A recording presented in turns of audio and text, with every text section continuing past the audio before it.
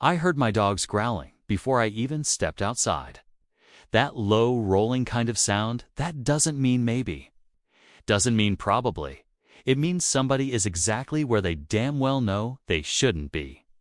I walked onto my back porch with a cup of coffee still warm in my hand, and there stood Brenda Sterling, president of the Lakewood Pines HOA, in my backyard with a pair of bolt cutters and a section of my cedar fence at her feet, just staring out over my lake like she was admiring a view she'd already stolen. And in that moment, watching her stand there in my grass, on my deed, inside my fence line, I realized this thing had finally crossed over, from petty HOA nonsense into open invasion. My name's Elias Vance. I'm a Marine vet.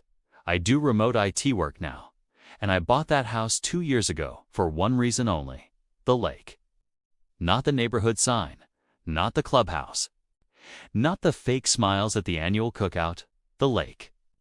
Private shoreline, clearly marked on the survey.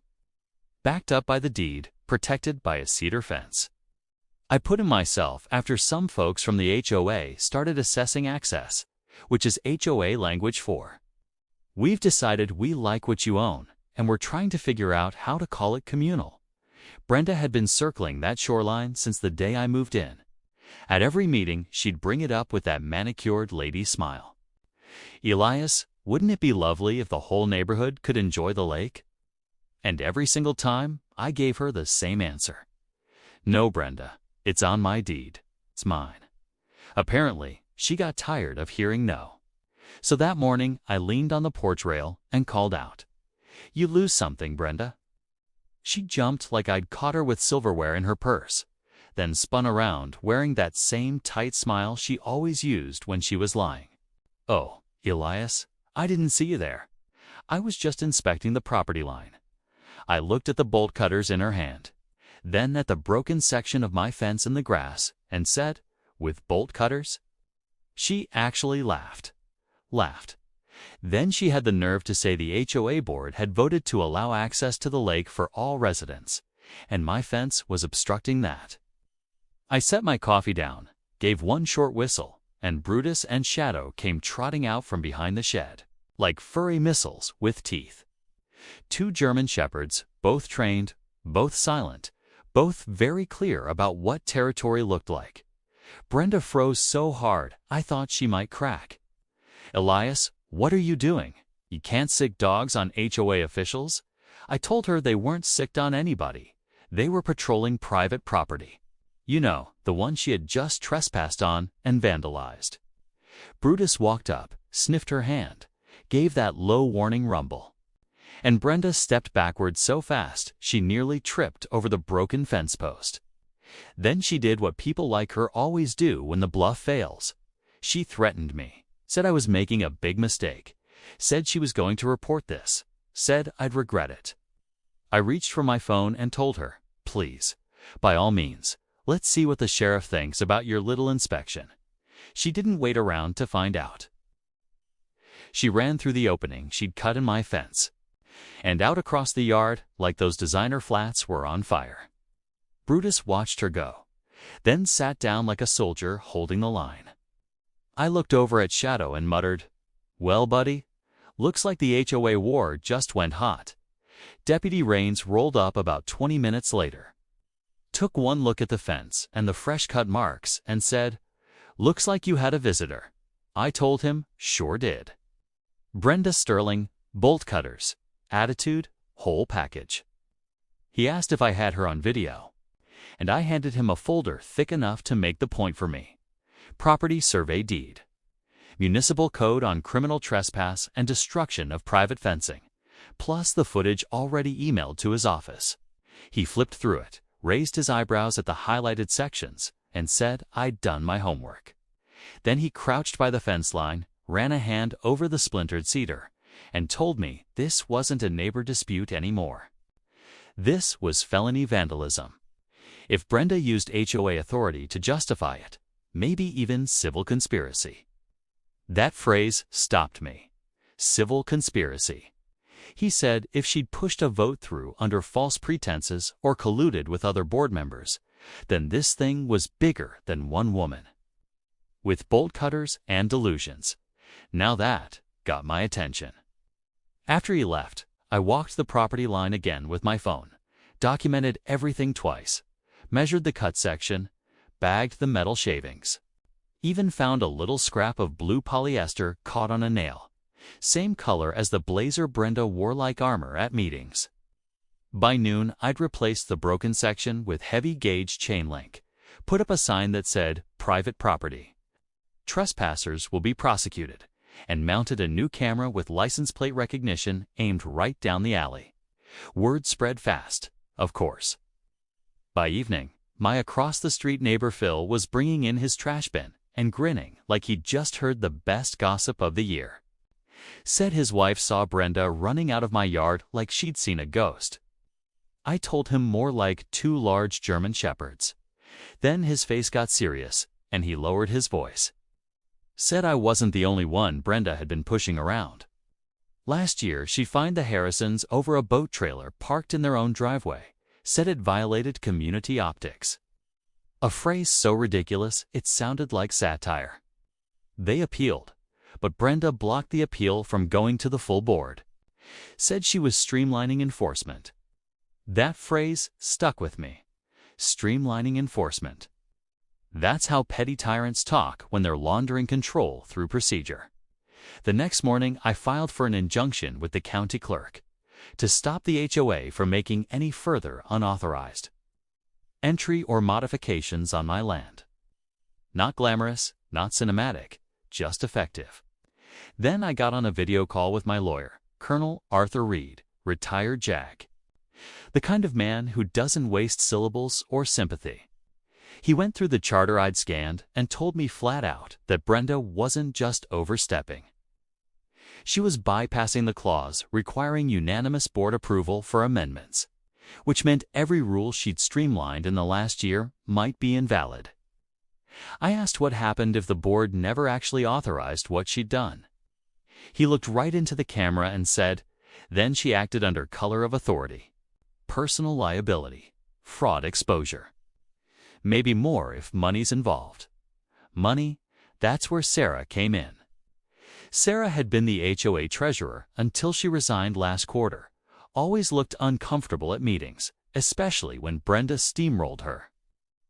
I found her number in an old thread and left a message. She called me back that night and didn't bother easing into it. Said she'd been waiting for somebody to push back.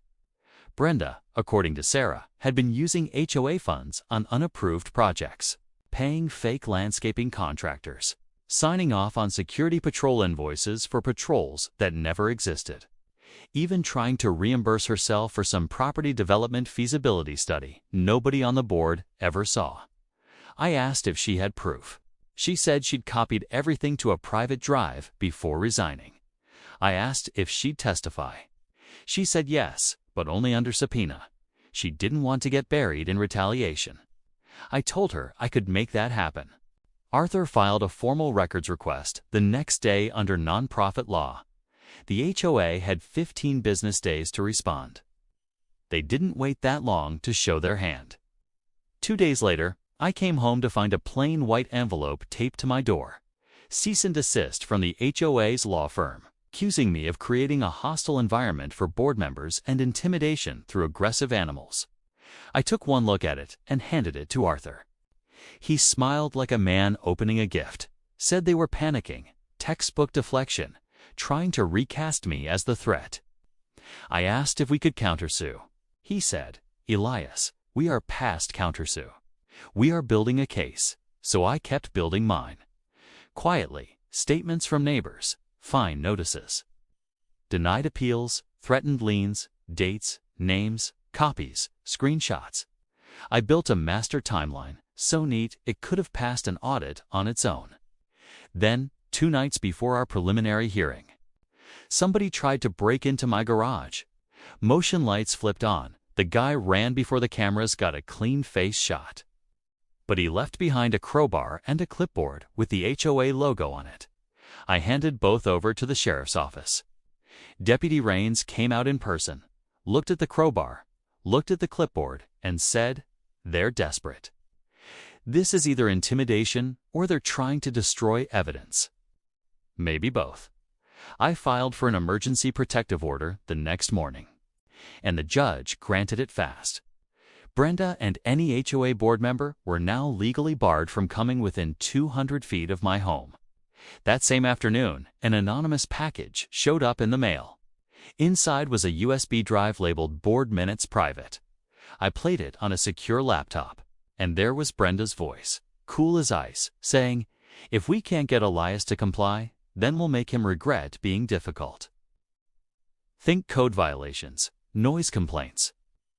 Let's make his life hell until he falls in line. Somebody asked if that was harassment. Brenda answered, "It's enforcement." That recording didn't just help the case, it changed the whole war. Courtroom was cold in that late spring way where nobody looks comfortable. Not because of the temperature, because they're all measuring consequences. Brenda sat across the aisle, stiff-backed, with some tan blazer attorney who looked like he still got carded at airports. Arthur told me to let the evidence speak. And it did. The recording played first. Judge Mallory stopped it halfway through and asked one simple question. Was that Brenda's voice? Her lawyer tried to dance around it. The judge cut him off. Brenda said yes, first domino. Sarah took the stand next. Calm, direct, no drama, just records. Payments to companies not registered in the state. More than $15,000 to one phantom vendor. Fabricated security patrol invoices used to hide fund transfers. Then Deputy Raines outlined the fence damage, the evidence, and the break-in. Fingerprints on the crowbar matched a guy named Desmond Hale, Brenda's nephew, with a record in Nevada for petty theft and vehicle tampering. According to HOA internal documents, he was listed as a community liaison contractor, a job that did not exist in the charter. Brenda said he misunderstood a conversation. Judge Mallory stared at her like she was wasting valuable oxygen. By the end of the hearing, protective orders were extended. Brenda was under formal investigation for misappropriation of funds. And the court recommended a full audit of Lakewood Pines' HOA finances. Outside, the press had started circling, but I didn't stop. Neither did Arthur. On our way to the truck, Harold Green stepped out from near the curb. 16 years on the board, always quiet, always in the back. Said Brenda had turned the place into closed-door meetings. Unexplained expenses, fines everywhere. He hadn't been able to prove it before. Now he could. He told me he'd testify if needed and bring every set of budget drafts and meeting notes he still had. That night, I held a quiet gathering at my place, folding chairs, lemonade, pie, people talking like normal neighbors for the first time in months. Phil brought a folder full of citation letters, all threatening liens, none signed by a lawful majority. Arthur looked through them and said every single one was illegal under the bylaws. By the end of that evening, I had a petition demanding dissolution of the current board and appointment of an interim committee. No one hesitated to sign. 3 days later, the county prosecutor filed charges against Brenda. Criminal mischief, conspiracy to commit trespass, embezzlement. HOA accounts frozen, records seized. Staff from the management company admitted Brenda had them backdate invoices. A cruiser patrolled the neighborhood every evening for a week, just to keep anybody from sneaking in to clean things up. By Monday, Harold Green was chairing the interim board. Every citation from the prior year got nullified, and every bylaw Brenda passed without quorum got struck. I still didn't celebrate. I walked down by the lake with Shadow beside me and Brutus back on the porch, keeping watch. Found an old sign, half buried, near the fence line, that Brenda had tried to plant months earlier. Community access trail under HOA development. I yanked it out of the dirt, snapped the post over my knee, and tossed it in the bin. The lake was never theirs. It never would be. 2 months later, the audit turned into something far uglier than even Sarah expected. Shell companies. A fake vendor called Pine Horizon Services. UPS mailbox address. Ownership linked back to a dead LLC with Brenda's maiden name on the paperwork.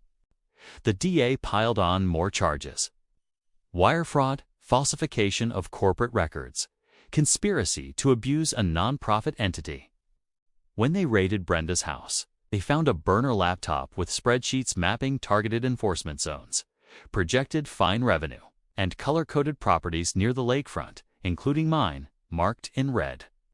Arthur later told me investigators believed she'd been trying to consolidate lake-adjacent property through fines, pressure liens, and forced buyouts, then turn around and flip it as part of a private development deal. So no, it was never about community access. It was about control. It always is. The trial moved fast after that.